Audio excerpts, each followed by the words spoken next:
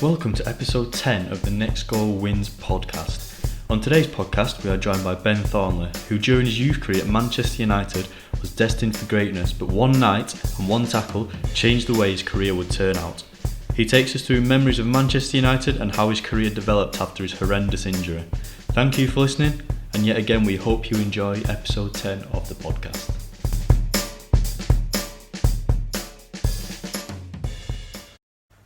Welcome to our next episode of Next Goal Wins podcast. How are you, Joe? Yeah, as always, very good. And yet again, we've got another very good guest with us today. He had a very exciting youth career at Manchester United during the class of '92 era, but unfortunately, one night and one tackle changed his career. Since then, he's gone on and had a career in football, but never quite reached the potential that everyone put out at the start. So I'd like to welcome Ben Thornley to the podcast. Welcome, Ben. Morning, guys. How you doing? Yeah, very good. So let's go right back to the start when you grew up in Manchester, in Borough. Were you a Manchester United fan from the start? I was, but there's a little bit of a question mark there because everybody thinks I'm from Bury, but I'm actually... I suppose I was born in Bury, but I didn't grow up in Bury. The first sort of 18 months of my life, where my dad was a school teacher in a place called Haywood in Greater Manchester, that hospital in Bury was the closest one to where I needed to go to be born. So even though I was born in Fairfield Hospital in Bury, as Gary Neville was as well a couple of months before me on the same ward, I don't remember any part of my life living in that area of Manchester. But obviously I moved to Eccles in Salford and that's where I grew up. I was born in Bury, but I'm not actually from there because I don't remember anything of it. So most of my life was spent growing up in Salford. So what's your first memory of supporting United then? Do you know what? I'll be honest with you. I think the first memory I've got of anything United related was when I watched the World Cup in 1982 with my mum's mum, who sadly passed away very soon after when I was only 7 years old. But she was a huge football fan, and one of the things that really sticks out in my memory is that for whatever reason she couldn't stand Kevin Keegan. I mean, I didn't even know who Kevin Keegan was at that time. But obviously, he was a very, very good footballer, and won the Player of the Year, both at Liverpool and at Hamburg, I think. But I think she just felt he was like really greedy, and every time he came on the screen, she used to boo him. But the 1982 World Cup was the one for me when Brian Robson scored a goal after 27 seconds against France. And from then on in, when I realised that Brian Robson was a Manchester United player, and obviously they were the club that were just down the road from me, then that is how that was how I became not involved in football, but how I grew to love football. And when I saw him score that goal and then wanted to watch him anytime, because obviously back then, Joe, there wasn't a lot of football on the TV. You got the World Cup, but domestic football, they were really, really sporadic unless it was the FA Cup final, which obviously was a huge day. So you didn't really get to see him that often. But any time United were playing in Europe or they had a game, I would try and get my dad to tune it in on the radio so that I could listen. And any time Brian Robson's name was mentioned, I just used to get really excited because he was Mr. Man United of the 80s. He got us to so many cup finals, and even though United didn't win the league in the 80s, we did have some trophy success with the FA Cup final. So he was the reason that I wanted to be a professional footballer. Yeah, so United were the team that made you fall in love with football, but it was City where you ended up at the start. How did you make the switch from City to United? Was the scouts looking at you, or did you get the famous visit from Fergie? I did actually, yeah, I did. I was at the Manchester City School of Excellence. They'd picked me up from my Sunday League team that I played for a team called Caddies Ed Sports, and we used to get a lot of. We played in many different leagues over a couple of seasons, and you did used to get a lot of local scouts coming down and watching players. I think Ryan at the time, who's obviously a year older than me, he was playing for Dean Sports, that was quite a prevalent club around that time in our area. And me and another lad were picked up to go and train with the School of Excellence at Manchester City at Platt Lane, which was their old training ground. Obviously, it's I think they do still use it, but not anywhere near as often. And I used to go down there on a Thursday night. The other lad who I went with, Paul Lancashire, his dad used to take us down there and pick us up because my parents were unable to do it on a Thursday due to other commitments. And I played, sort of, I don't know, 3 or 4 games for them during holidays and stuff like that. And then when I got picked to play for Salford Boys, I had to knock Sunday League on the head because the football was just getting too much at that time. Around 13, 14 years old, I was either playing or training every day of the week, and it was just getting too much. So I had to knock one of them on the head. Played for Salford Boys, which was just down the road from the Cliff. Ryan was already captaining the under-15s team, and I was the captain of the under-14s team at that time.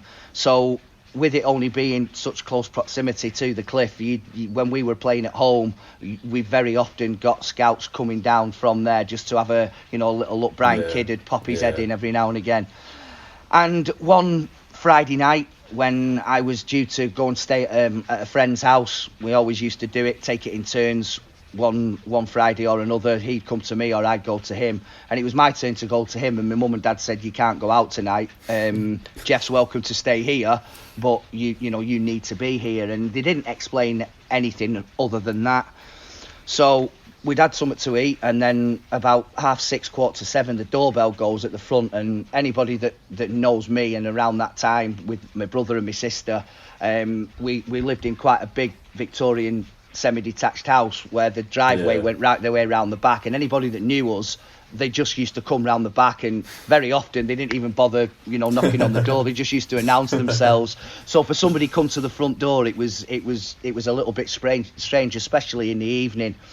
So my dad said, you better go and see who that is, just go and open the door. So I opened the door, and standing in front of me was Brian Kidd and Sir Alex Ferguson.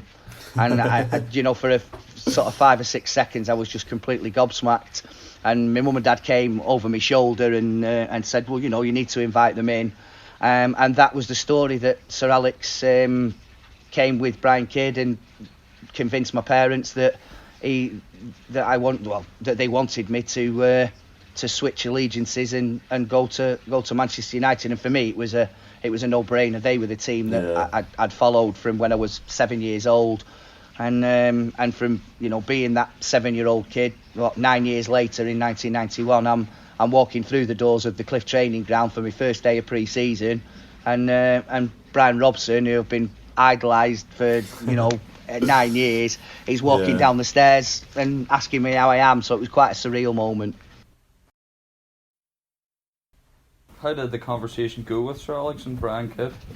For the most part, I wasn't in the room. He explained to me that what he thought about me and as a player, and how he thinks that being at United could develop me.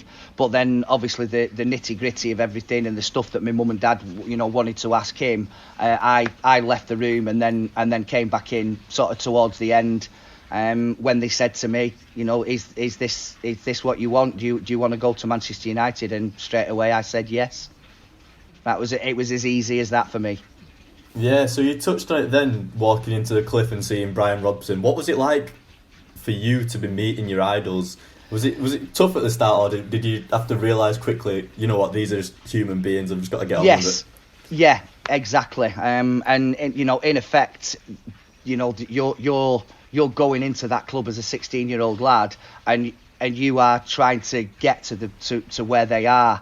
And as much as they were incredibly helpful all the way along, not just with me, but with all the lads that joined at my time, they quickly, and I'm talking the guys that are already established, they quickly became aware that they might have to sort of hold us back a little bit, because we were gunning for their places. And after all, if you join a football club, yes, it's very, very unusual for you to go straight into the first team environment, and none of us did, despite the talent that was around at that time in my group.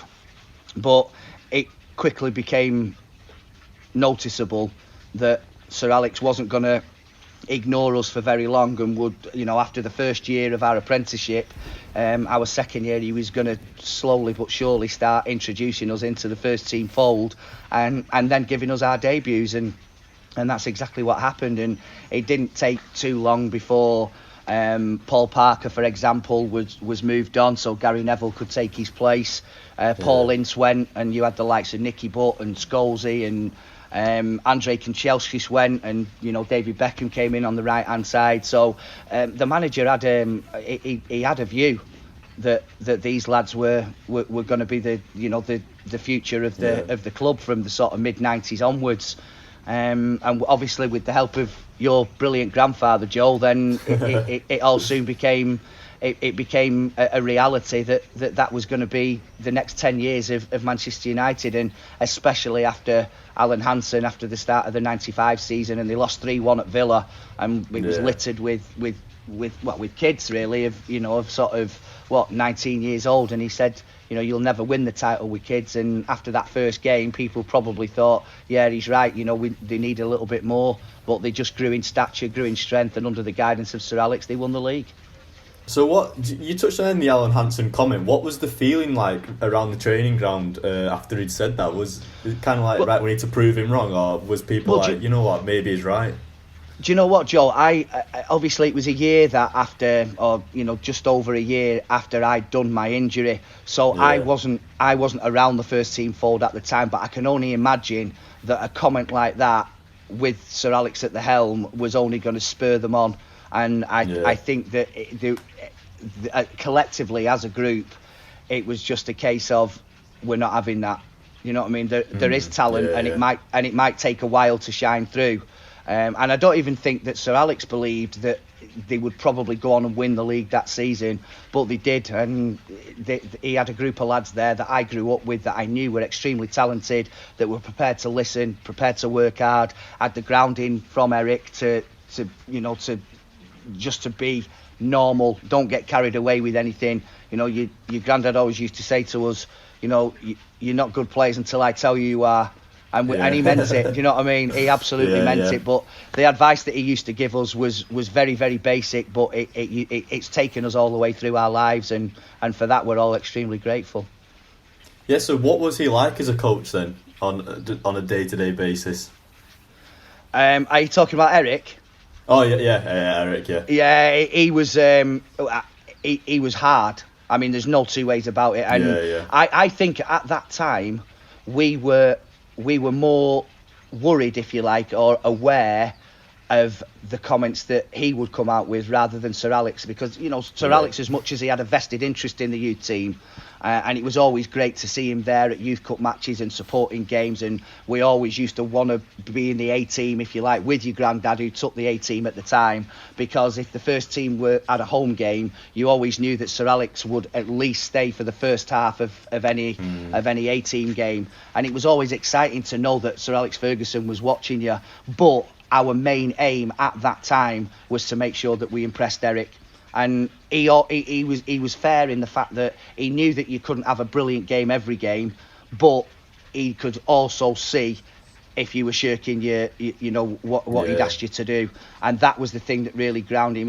He knew that nobody was going to be world beating every game, but as long as he saw people putting a shift in, he was really fair with us, and he obviously realised that he had a talented group of lads, and he looked after us massively, and I don't think there was any doubt that we were the lads that he'd sort of looked after for a couple of years were going to go on and do massive things. We won the Youth Cup in the first year, as you know. We got to the final in the second year, and were desperately disappointing to have been beaten by a side that less than, I think it was 3 or 4 months later from the end of that 93 season, when they beat us in the Youth Cup final, we had all moved up into our respective reserve sides, and the same sort of game took place again in the September or the October. I think they had David White in their ranks and we had Dion Dublin, but other than that it was exactly the same, and we beat them 7-1 at Ellen Road. So that it just goes to show that we were capable, but at the time they were they were like men, if you like. You know, we were still sort of growing up to be men, and they seemed to have reached it before, and they were very physical, and they had some talented players as well. And I've got no qualms about the fact that we weren't cheated, we weren't bullied. Well, we were bullied, but bullied in the right way. And they were a better team than us, and deserved to win the final. And I've spoken to the likes of Noel Whelan and Jamie Forrester, Kevin Sharp, who were all members of that team, and I've only ever been complimentary about it. There's been no bitterness. I know there is bitterness between United and Leeds, and it's coming back next season. But no, we were well beaten, and there was nobody more disappointed than your granddad. He was. You know, he was philosophical about it, that as disappointed as he was, he could see how disappointed we were. And I think under normal circumstances, if we'd have turned in 2 performances like we did, we'd have got the biggest rollicking of our lives. But I don't think he wanted to go down that route, because for 2 years, you know, he'd had the pleasure of dealing with us, and this by and large was the last time that we were going to be in a group underneath him, because we were moving up to the reserves, and the next batch was coming in. So I don't think he wanted to end it on a sour note, and he could see how disappointed we were. Yeah, so as a group, there was plenty of success stories afterwards. What made that group so special in your opinion? Was it the fact that they all grew up in the area, or was the talent already there from the start? Well, the talent was already there. I think if you take out John O'Kane, David Beckham, Robbie Savage, and Keith Gillespie, they were the guys that were living away. John was in Nottingham, David in London, Keith in Ireland, Robbie in Wales. So we didn't see them on a regular basis. But obviously myself, Gary, Scholesy, Nicky Butt, Giggsy, we all saw each other on a much more regular basis, because we were local and because we got together for evening training. But I just think that we were individually, we were talented at a lot of different things. You know, we had Gaz, who by his own admission said, you know, I am not anywhere near as talented as some of these lads that I'm joining the club with. But what Gaz did was he worked so hard. David was exactly the same, although he was talented, don't get me wrong. But I think it was the endeavour to make sure that, you know, we weren't the first ones to leave training. You know, we went out in afternoons, even when we weren't called back to training afternoons. And we stayed out after training sessions to work on different things that we were good at, and obviously some of the things that we weren't so good at. And the one great thing about being at Manchester United was that there wasn't just one person that you could go to. There were so many different people, either on coaching wise, or some of the other guys that were obviously already established, that if you said to him, listen, you know, I want to work on this, will you come out with me? I mean, we'd do it with each other as well, but sometimes you wanted an expert opinion, so you'd go and ask Eric, you'd go and ask Nobby Styles, and they would happily, you know, come out and work with you on what you wanted to do, because they could see that there was no point in saying, oh no, I haven't got time to do that now, sort of thing. They could see that we wanted to better ourselves, and we wanted to listen, we wanted to work hard, and we were respectful of the coaching staff that we had there. And I just think that when you've got that sort of a blend, and obviously these lads are talented lads as well, then you've got a recipe for success. And it, you know, what those lads went on to achieve, that absolutely proved that by the grounding that we had when we first arrived, when we were 16, everything had gone in there, it had stuck there, and it served them right the way through their careers. How important was the environment that was created by the coaches at Man United? Massively. It was, you know, they quickly understood that they had a real sort of talented group, if you like. It was unprecedented for so many different players to come into the club that they instantly recognised would probably be able to play in Manchester United's first team. And they created an environment whereby they didn't push us too far, but they were pushing us enough to give us that opportunity to step into the first team fold. And he didn't sort of pile everybody in at once, Sir Alex. He had, when I made my debut, I was the only one down at West Ham. I think Scholesy made his debut at Port Vale, and he scored 2 on his debut in a I can't remember what is it. Was it the Coca-Cola Cup back then or where? Anyway, it's the Carabao Cup equivalent. Nicky Butt made his debut. Gaz made his debut in a European game, I think, against Rotor Volgograd. And it was, he did it all at different times because he wanted to. He knew that we'd all grown up together, but he wanted to see how we could survive on our own as well. And I think that was why he introduced us at different times, and not very often were we together with one of our teammates. They wanted to see how we would deal with being in a slightly different environment than we were used to, but still an extremely helpful one, extremely secure one. So the environment that they created for us was protective, but it was also constructed such that we were still pushing for that first team appearance, if you like, and to see how we would cope out of our comfort zone. What kind of day-to-day challenges did you face in and around the training ground? How did that help you develop? Say that again, sorry, Sam. What kind of day-to-day challenges did you experience in and around the training ground? Well, we had to deal with the hazing, which obviously was, if you're not familiar with that term, that's the initiation processes, if you like, where we had to do things like, chatting up the mop, and there were so many different things. Honestly, you wouldn't believe. But I think if I'm right in saying that there was one member of our youth team at the time that got, I think he got hit or punched or something like that, and he just lost his rag. He absolutely lost his rag. And the next day, I'm not gonna tell you who it was, because the lads know who it was. But this lad, unbeknown to our second year apprentices, who was the ones that were giving us all the grief, his dad knew Brian Kidd extremely well, and he didn't come into training the next day. And Andy Noon, I remember it distinctly. Andy Noon came downstairs. He was the foreman. He was the guy that went up to see Eric and tell him that all the jobs were done. He would come down and inspect everything, and then we'd be sent on our way. And Andy Noon came downstairs and he said, Eric Harrison wants all the second year apprentices in his office now. And we all knew what it was about. And when they all trudged back downstairs, you could see that the heads were hung in shame. And it stopped from there on in. Eric put a complete stop to it. They all knew that it went on, and it was it was a bit of character building. But by that time, we had already been through it. This was still going on midway through the season, and he put an immediate stop to it.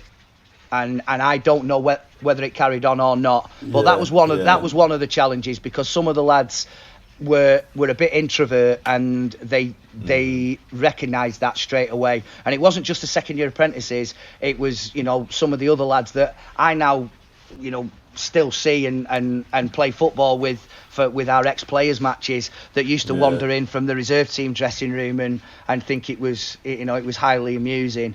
And they recognised the guys that were, that they could pick on easily. And Eric didn't like that. It was a form of bullying. It was done in good humour and good banter, but when it's only good humour and good banter if it's not having a detrimental effect on players, not just physically but mentally as well. If you think that you're going to go into work every day, you're going to get bullied, then there's going to be something that tells you that you really don't want to go, and that if you don't enjoy something, you're not going to excel at it either. And I think all these things combined, Eric just said, that's it. And he said, if I hear any more, you're gone. Simple as that. So it was stopped. So that was one of the challenges. And the other challenges were obviously making sure that you impressed in training. United, right the way through from when I can remember joining, as reserve team players, we very often did get like the day off after a game, or we only came in for half a day for a warm down. The first team under Sir Alex, they didn't get days off. They were in every day to train. He might have turned around and said, if there was a gap between games, he might have given 2 or 3 individuals, a 3 or 4 day break to go off and spend with the family and take them somewhere, or just be at home to relax. But other than that, there was no designated day off for Manchester United players. And that was something that I quickly I quickly learned when I went to clubs later on in my career that is why they were so successful, that they never got the time off. They worked and worked and worked, and that's why they were so successful. The manager didn't believe in giving them, one designated day off a week. They had Sunday off if they played on a Saturday, and they were back in on a Monday morning. But other than that, they were effectively training and playing 6 times a week. Yeah, so obviously with that group, the pinnacle, you could say, was the Youth Cup win. What was it like for you to be playing the games at Old Trafford in front of the crowds?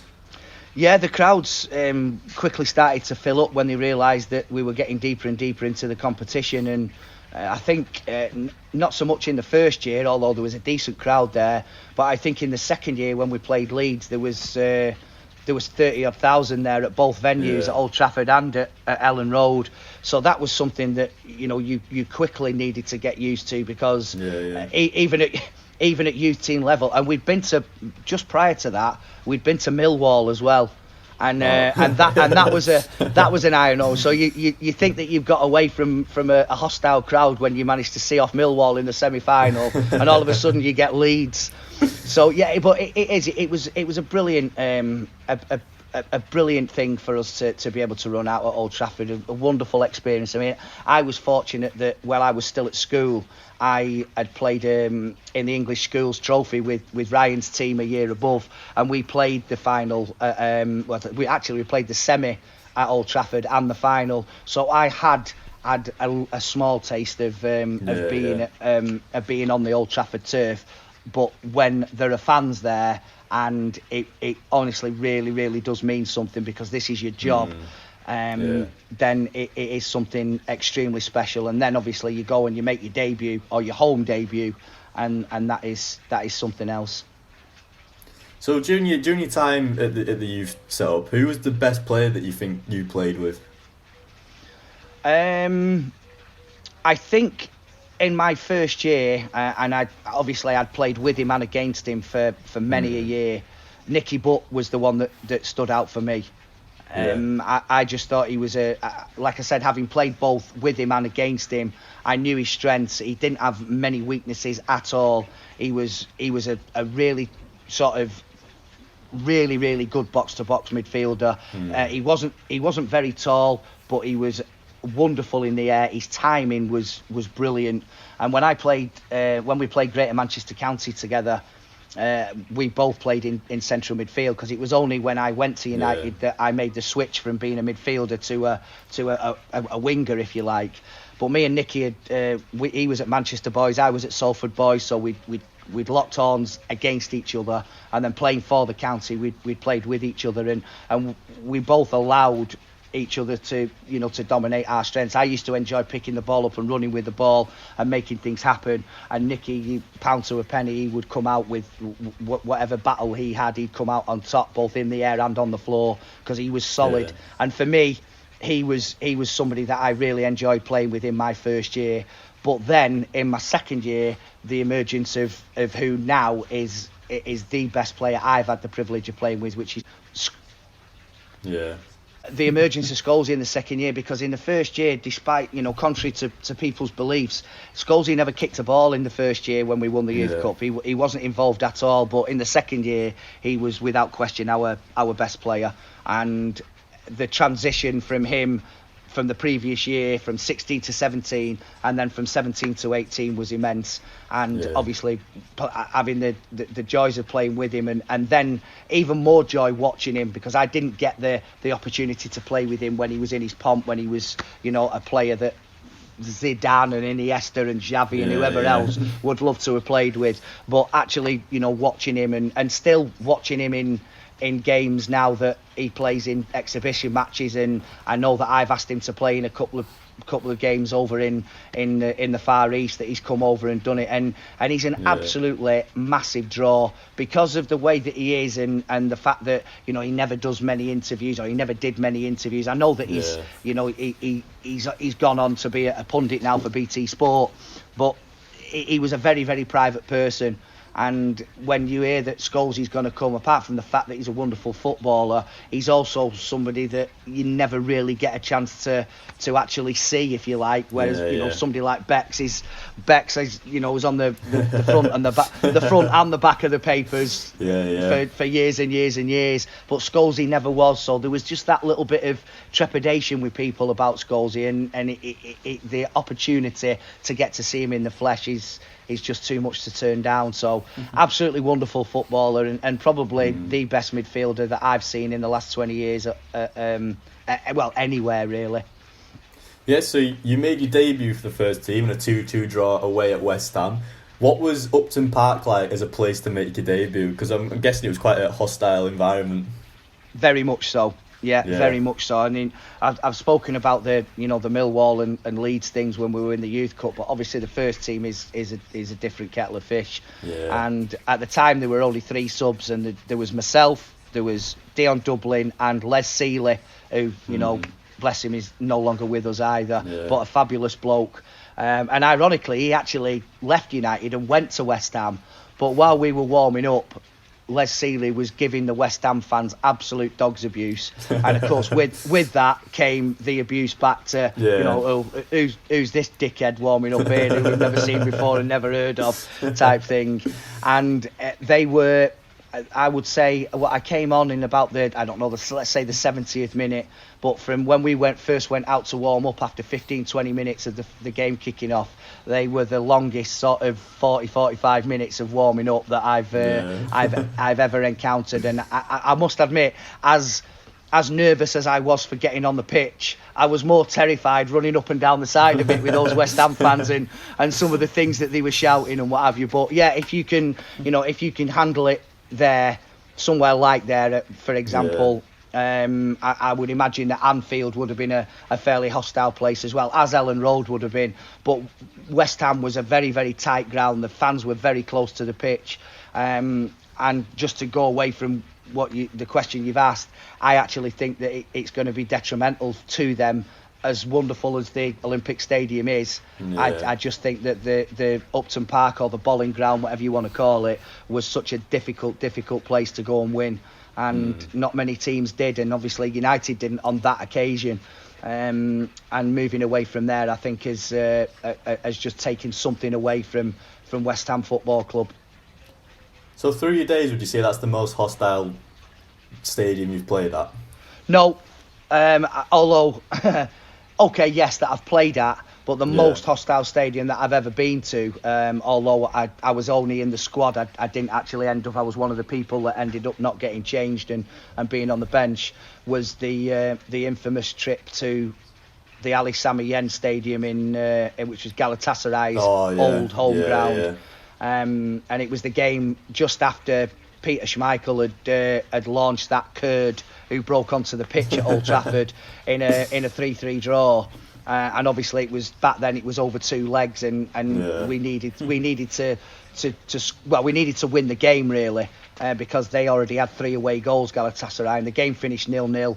They were we got to the airport and they'd had to put perspex screens up, and there were fans like the faces pressed up against it, the sweat dripping off them, the hatred running through their eyes, in the stadium from 4 or 5 hours before, because when we pulled up on the coach, the Ali Sami Yen was one of these stadiums where it was like a Colosseum type thing, and the fans at the back of the stadium could peer out and look what was going on outside. I mean, there's no grounds that you can, certainly not in the Premier League, that you can do that now, but back then it was a decrepit old place, and the changing rooms were like little rabbit warrens, and you had to have guards with you wherever you went, even to go out onto the pitch. You get out onto the pitch and it's one of these, because like I said, you're underground and you have to come up the stairs, and you're at the end of the pitch behind one of the goals, and the other goal you couldn't see because of all the flares and everything. It was just completely smoke filled. But when the game kicks off and you get one side of a stadium chanting and you get the other 3 sides answering them back, I mean, as worrying and as terrifying as it was for somebody of my age that had never seen anything like that before, it was an incredibly moving experience to hear all that. So in terms of hostility, that is the worst place I've ever been, but it does hold memories of these fans chanting back at each other that I'd never heard before, and it was brilliant. But certainly West Ham, yes, I would say is the most hostile place. Although I did play at Ellen Road when Roy Keane did his cruciate. So I was in the team for that as well, and that again we've already spoken about Leeds. That was pretty hostile. So I would say Leeds and West Ham, while at my time. Obviously, United. a few months after you made your debut for the first team came the night that changed your career. What can you remember from that night where you obviously had your bad injury? I just remember. One sec, mate. I just need to put my glasses on. Sun's come out and it's right in my face. I remember receiving the ball somewhere, I think just inside the centre circle, going into the Blackburn half, and I was aware that the fullback had obviously come with me, or he was coming towards me, which had vacated a huge space that, in his area of the field. And Clayton Blackmore, I think it was, he spotted that and he started to make the run up the left hand side, knowing that he had acres to run into. And I saw him out the corner of my eye, and as Nicky Marker came towards me, I just slipped the ball into the space for Clayton to run onto, and Nicky didn't actually catch me until I'd made me pass and then replanted my foot on the floor, and that was when he hit me. That was when, it is only, don't get me wrong, it is only a couple of seconds, probably not even that, maybe a second and a half. But as an experienced defender, that is way too late and beyond the call of duty to tackle somebody. First and foremost, the way he did. And secondly, the timing was just way off. It was way off, and that was because I think he'd probably just become extremely frustrated with, he was 28, 29. I was an 18-year-old kid, and he'd just been given the runaround. The whole team had been given the runaround. It wasn't just me and him. We were 3-0 up. We were coasting, and obviously about 10 minutes before that, Jim Ryan, our reserve team manager, had said to me, are you okay? How are you feeling? Blah blah blah. Because obviously there was a good chance that that following weekend I might have been in the starting lineup for the FA Cup semi-final against Oldham at Wembley. But I said no. I'm fine. Don't bring me off. I'm happy, and I'm an 18-year-old kid. I'm enjoying my football at Man United. It was the one thing that I'd really wanted to do. I didn't even think about what was round the corner. Yeah, you can't really, because if you played football always thinking that you'd never you wouldn't enjoy playing, would you? Did obviously after it happened, how did it change the way you played when obviously you came back? Did you were you a bit not scared, but going into 50-50s maybe you kind of lost that edge a bit? Yeah, psychologically, it was always going to be at the back of my mind, because when you'd taken a tackle like that, and it was a bad tackle. It was late, it was high, it was deliberate in my eyes, and the damage that it caused was such that the surgeon described it as putting a book on its spine and just letting it go and just watching all the pages just fan out. He said there was just nothing left, and ironically he told me that that actually did make his job of repairing my knee easier, because there was literally nothing left. He didn't have to start going in between fibres and messing around. He just said the damage was such that I just basically started from scratch. So, and there were other things. It wasn't just my cruciate. My medial went. My hamstring was torn. I had so many different things with medical terminology names that I don't know how to describe to you. But he did a wonderful job.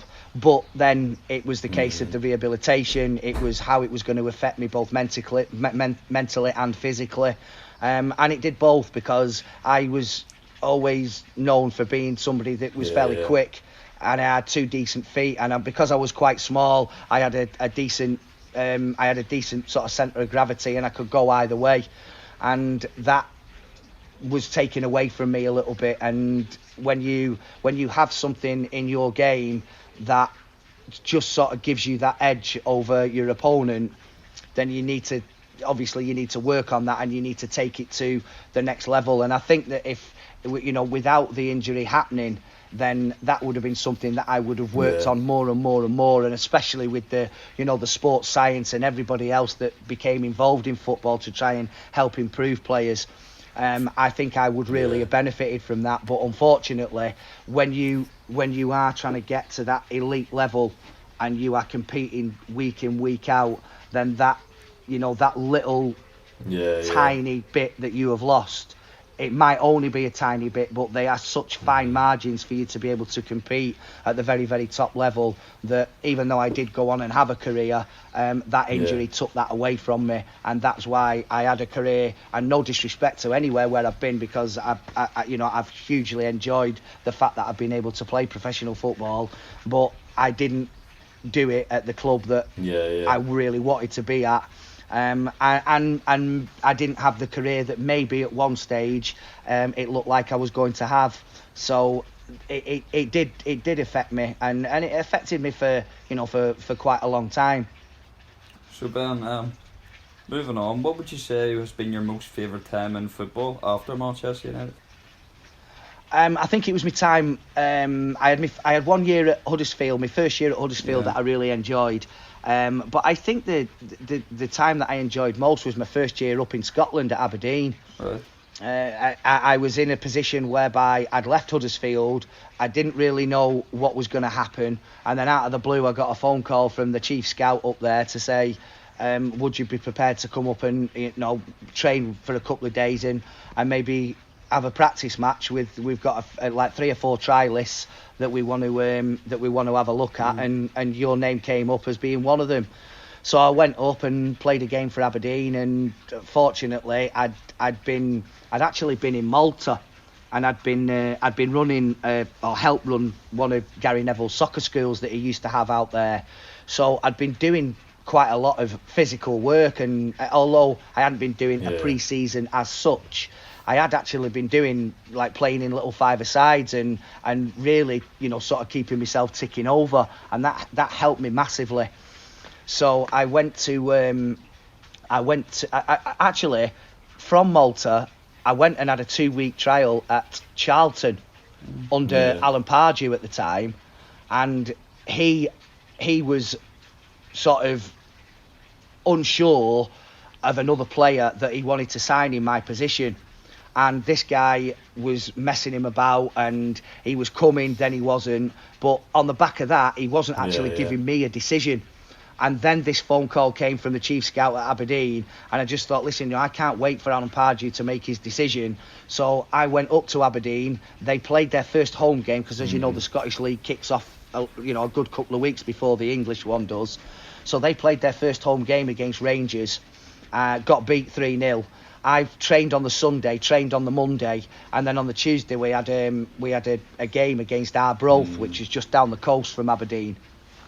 And I definitely scored one, and I think I helped win us a penalty. We won the game 3-0, and I won the penalty. And one of the French trialists who was playing in the game, he was having a bit of a nightmare, and one of the guys who was playing in the game with me said, you have it, you take it. And I thought, do you know what? I want to see if this lad can, at least have a chance of scoring a goal. And the ball ended up in the river behind the stand. He took this penalty, it ballooned right over the stand, and it went straight in the river behind. And it was a bit of a nightmare for him, because the next day I picked up the local Aberdonian paper, and obviously it had the result of the game and how it had gone, and they were quite sort of full of praise for me and the way I played. But this French trialist, he happened to have the name Lionel Prat. And you can imagine what the headlines were the next day. So, and I was the only one of the 3 or 4 trialists that they offered a contract to. So I took the 2-year contract up at Aberdeen. About a week after I'd signed the contract, Alan Pardew rang me up and said, I'd really like you to come and sign for me. And I said, so it wasn't. I apologise. It wasn't Charlton. It was when he was in charge at Reading. He was at Reading with Martin Allen. He was at Reading.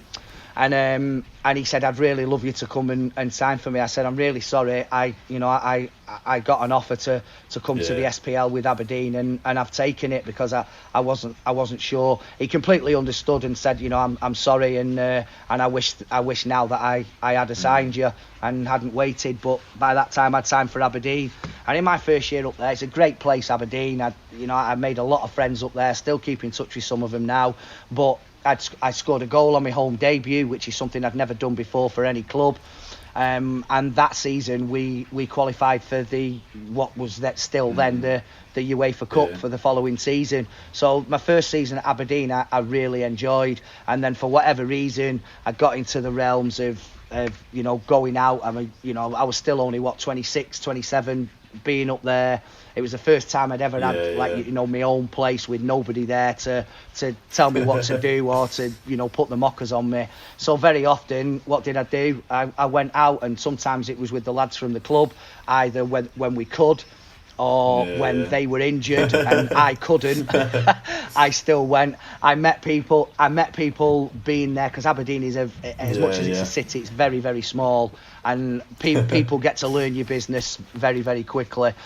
So I got into the wrong habits, and I worked really, really hard during that first season, and came back, and I was really fit and raring to go, and then for some reason I just fell into the trap of going out and drinking and staying out till all hours, and I still, don't get me wrong, I didn't toss my training off. I still went in and I still trained hard, but it's like anything, I suppose I liken it to Ricky Hatton. I mean, Ricky Hatton trained like a demon for any of his fights, but as soon as he'd had his fight, if you saw him, like a month after one of his fights, he had ballooned up by 2 or 3 stone. And even though he shifted all that, and he managed to get down to a weight where he could compete and fight again, that takes so much out of you if you don't give yourself the chance of keeping yourself in decent condition. And I didn't do that. I was heavy and I was boozy, and I needed to sort myself out. And the opportunity came for me to join Brighton. Not Brighton, Blackpool. It's on the coast. It's on the coast. It's still beginning with being on the coast, yeah. And I went to Blackpool, and in hindsight, I wish I'd never done it. I wish I'd have stayed at Aberdeen, because the manager there, who I'd fallen out of favour with, he left as well at the same time, but he'd kept what he was doing extremely quiet. If I'd have known that he was leaving at the start or at the end of that actual calendar year when I was leaving to go back to Blackpool, I would have stayed, and I would probably have earned myself another contract there. But such is life. You don't know what's around the corner, and I got the opportunity to come back to England and play not too far from my family again.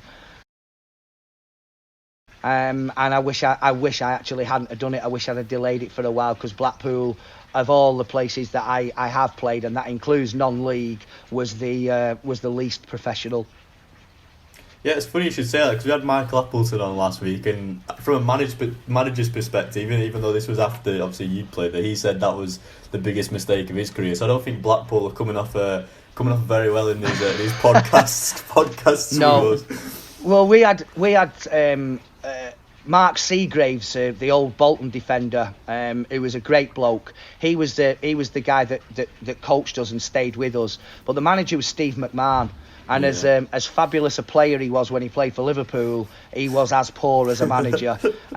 He didn't really have much input. The only time he did was on a Friday morning, when he still wanted to join in and kick lumps out of people and scream and shout at people. And when we played a game on a Saturday, he would disappear from Blackpool Airport. If we had a home game, he'd be at Blackpool Airport to his place in Spain, and we perhaps wouldn't see him again until that Friday morning. But in between times, remember me, I'd said to you about Alex Ferguson never giving the first team a day off. A typical week at Blackpool was we'd play a game on a Saturday, we'd have Sunday and Monday off, we'd be in on Tuesday, off on Wednesday, in Thursday, Friday. And I'm guessing this didn't help with you finding you going out at Aberdeen, following it through to Blackpool, and with all these days. Well, exactly. It was ridiculous. I mean, fortunately back then I'd moved and I was living in Manchester. I didn't stay in Blackpool. It was 35-40 miles from where I was living, and I was happy to do that. I mean, there were actually some lads that were coming all the way across from Leeds to Blackpool as well. It's not that bad for 3 days a week though, is it? So it's fine. Exactly, if you're only doing 3 days a week. But do you know what? I would have sacrificed that and done the travelling so that we could have been in a lot more. And what I did was, unlike when I was at Aberdeen, where if I wasn't training, I would, be exercising me right arm and other parts of my body as well. When I was at Blackpool, I would sort of go to a gym. Local to me. I'd go to the gym and I would work on my fitness by myself because I knew that I didn't have the right body shape to be able to only train 3 times a week and then prepared to go out and play well on a Saturday. So I needed to keep my my physical levels quite high, and that meant working by myself. It was just unfortunate that the club was so poorly run from top to bottom that it just wasn't an enjoyable time. The lads were brilliant, but actually the football and the way the club was run was a real letdown, and I actually wish that I'd stayed where I was at Aberdeen. So then you went to Bury after this, and then, in my opinion, your next move after that was the pinnacle of your career. Any player that plays at this club, Halifax Town, is going down in history as a great player. So what was your time like at your short spell at my club? Well, first and foremost, Bury was because Chris Casper, obviously, Gary's youth team partner in the class of '92, he had got the job as the youth team manager, and then while I was there, he was promoted to the manager when Andy Priest was given the sack.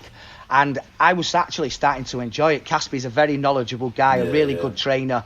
And I was actually starting to enjoy my football again when it was actually Gary's mum, Jill, who was the secretary at the time, turned around and she said, we can't offer you anything. She said, we just do not have the money. At the time, they were actually paying me as I played. But because I'd played every game, it was like, well, they've got to offer me something, I've got to go, and they just couldn't afford to give me a contract. It was simple as that. There were clubs in the what we know as the conference or the National League that had more of a budget than Bury, and it was a real shame because I would love to have sort of at least played out that season there. But then I went to Halifax, and it's poignant actually that we mentioned Halifax because what a phenomenal season Chris Wilder has had with Sheffield United, and of course Chris was the manager at Halifax at the time, and who I really got on with, really enjoyed. And his assistant was another Yorkshire lad called Sean Macaulay.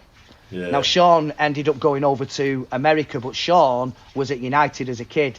And when I told you about the hazing and what went on in the dressing room, he was one of the ones that used to come out the reserve team dressing room, and he was a big joker, Sean, and he was one of the worst. But obviously people grow up and people change, and I really enjoyed it. And what was great for me was that I joined at a time when my son was being born, so that would have been around 2004 Lucas was born. And because I remember the weather was terrible, and they didn't really have a lot of options. It's never good weather in Halifax, so that's every day. The weather was awful. They didn't really have many training facilities, and certainly outdoors anyway when the weather was that bad, because it was around the turn of the year. Lucas was born at the beginning of March, so it was just prior to that.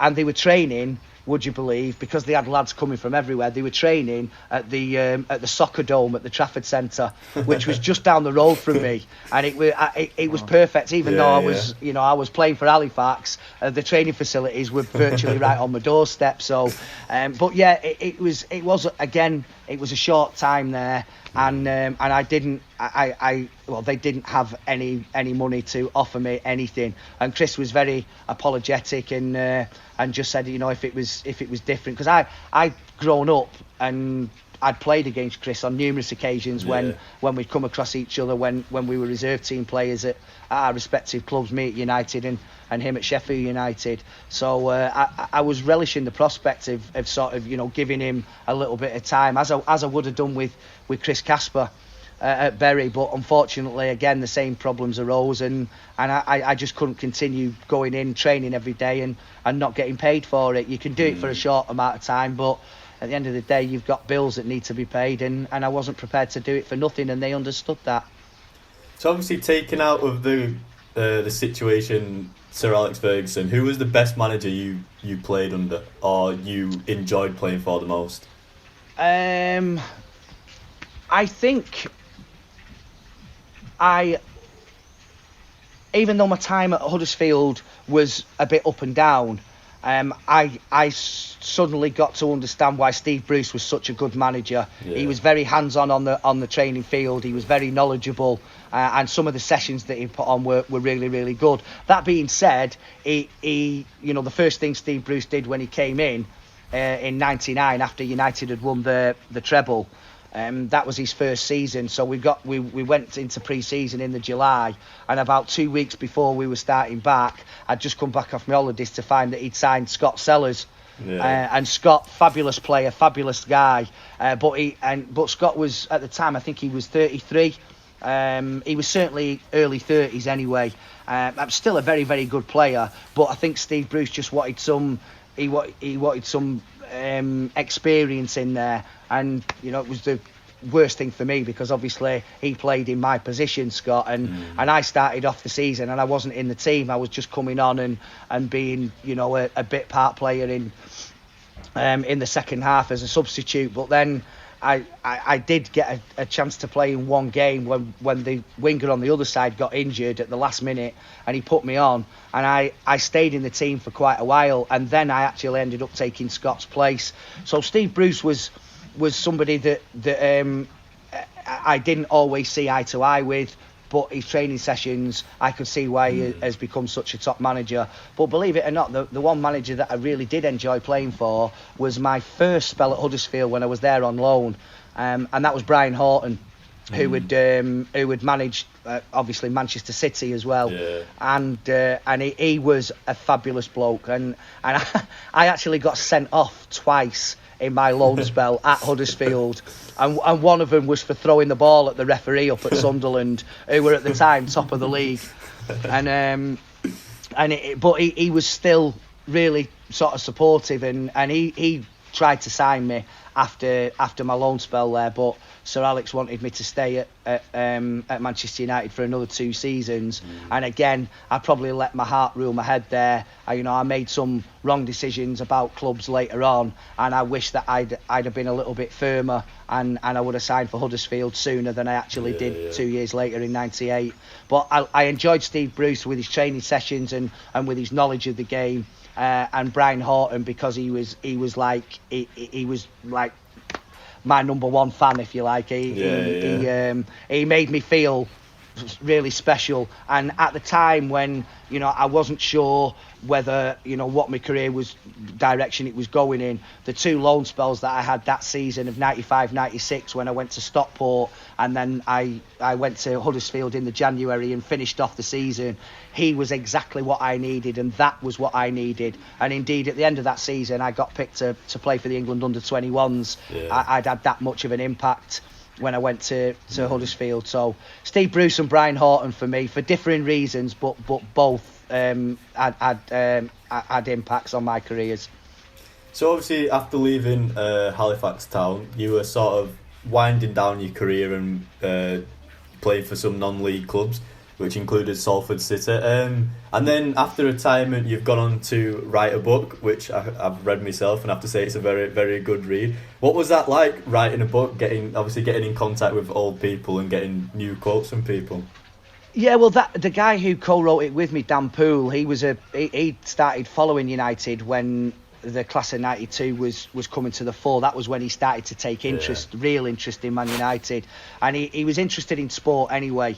And I had a contact from him to say that he's seen me going through Euston Station. He works just around the corner on Baker Street. Would it be possible for me to meet him at some stage and sign a couple of things that he had missing from a scrapbook type thing? Anyway, we sat and we had a cup of coffee outside of Euston Station, and then we went our separate ways. And about, I don't know, less than sort of a couple of hours later, he phoned me and said, "Have you ever thought about writing a book?" And I just straight away said no. What, why would anybody be interested in that? Anyway, he gave me the spiel on how he thought it would be really interesting because of the career that I was destined to have, and with the players that I'd grown up playing with, both in the youth team and who I'd made my debut with. He said, if you feel as though you are somebody that could approach all these players and get them to, in their own words, describe you as a player, and certainly describe you, the contrast in you as a player when, sort of post-injury. And I have to say that the response that I got from all of them was absolutely brilliant. So, Giggsy, Gaz, Bex, I mean, they were just... I'm trying to think.